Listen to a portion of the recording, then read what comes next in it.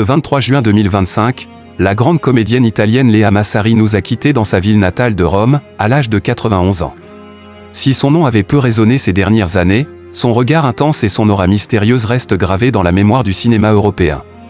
Une cérémonie intime s'est tenue à la cathédrale de Sutri, fidèle à la discrétion qui a toujours accompagné sa vie.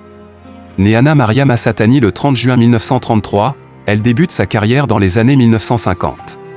C'est le réalisateur Mario Monicelli qui lui offre son premier rôle marquant dans Proibito 1954.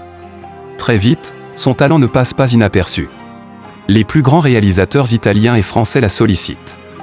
On la retrouve aux côtés de Jean-Paul Belmondo dans Peur sur la ville 1975, filmé par Henri Verneuil, ou encore dans Le souffle au cœur 1971 de Louis Malle, La femme en bleu 1973 de Michel Deville, et dans La prima note d'Iquiette 1972, face à Alain Delon, l'un de ses rôles les plus marquants.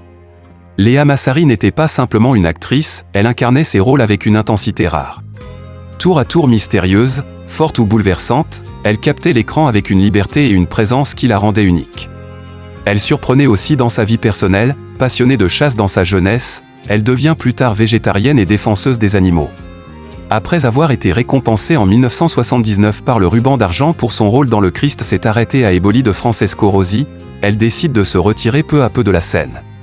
Elle s'installe un temps en Sardaigne, puis revient à Rome, loin des projecteurs. Peu d'interviews, aucune nostalgie affichée, elle a choisi de quitter la scène comme elle l'a toujours occupée, avec élégance, pudeur et simplicité. Le monde du cinéma perd aujourd'hui bien plus qu'une actrice. Lea Massari laisse derrière elle une filmographie précieuse et une présence magnétique, insaisissable, qui a marqué toute une époque sans jamais céder au code ou à la lumière excessive.